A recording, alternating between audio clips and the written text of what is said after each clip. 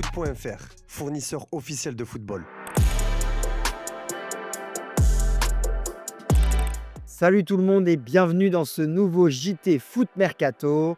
On commence ce tour de l'actualité dans le sud et plus précisément à Marseille où ça va mal après la défaite 2-1 face à Monaco hier soir. Un revers qui relance complètement la course à l'Europe puisque seulement 3 points séparent Lille 3e de la 7e place occupée par le Stade Rennais.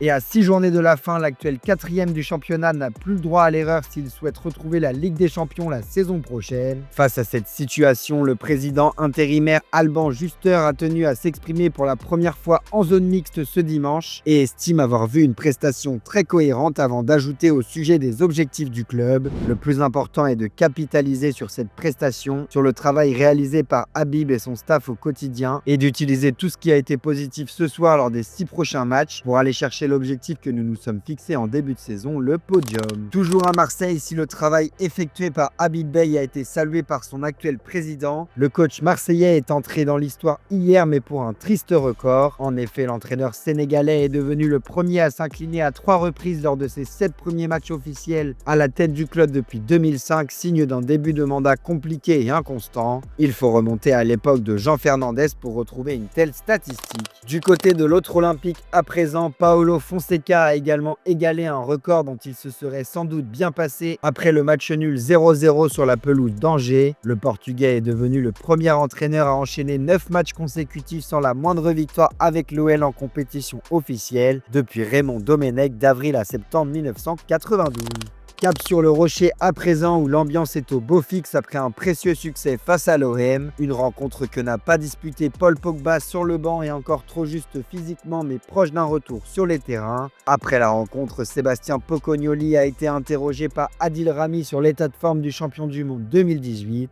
On est dans un bon schéma. Il a pu rejouer 20 minutes contre Brentford en amical pendant la trêve internationale. Mais si Paul est aujourd'hui sur le banc, c'est qu'il peut déjà apporter à l'heure actuelle et aussi davantage dans le vestiaire. Il reste 2 mois de compétition et il revient de loin, mais le voir aujourd'hui c'est déjà très positif et c'est aussi dû à son travail. Il a été important dans le vestiaire et dans l'état d'esprit, donc je pense qu'il a conscience qu'il a un rôle à jouer. Mon rôle c'est de lui donner le meilleur cadre possible pour nous apporter un petit plus sur cette fin de saison.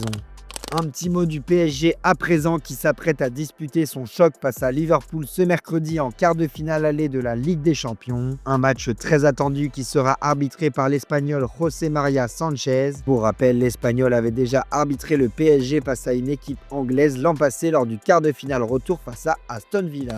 Toujours à Paris, la presse brésilienne indique que le club de la capitale suit avec grande attention une grande promesse du football brésilien, un certain Eric Belé. D'après ESPN Brasil, le jeune milieu offensif de 19 ans serait dans les radars du club de la capitale. Celui qui évolue sous les couleurs de Palmeiras, avec qui il a connu ses premières minutes en professionnel cette saison, a notamment marqué les esprits récemment avec les U20 brésiliens en inscrivant 2 buts lors de 2 victoires face au Paraguay. Mais Paris n'est pas seul sur le coup. Ses performances lors de la dernière Copa Libertadores U20 ont également attiré les regards de nombreux recruteurs européens. D'après ESPN, le PSG, Liverpool ou encore Parme le suivent aujourd'hui avec attention. Le média ajoute que plusieurs clubs seraient déjà prêts à proposer 20 millions d'euros pour Belé, tandis que Palmeiras en réclamerait le double pour libérer son joueur, appelé à s'installer en équipe première très rapidement.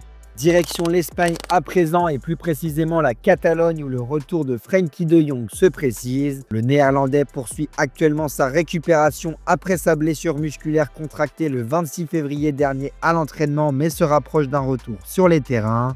Trop juste pour le match aller face à l'Atlético Madrid mercredi soir, il pourrait en revanche faire son retour ce week-end dans le derby face à l'Espagnol Barcelone. L'objectif serait que le milieu de terrain de 28 ans puisse retrouver du rythme avant d'être pleinement disponible pour le match retour contre l'Atlético de Madrid prévu le 14 avril au Metropolitano. Un retour progressif plein d'espoir alors que le Barça aborde la phase décisive de sa saison.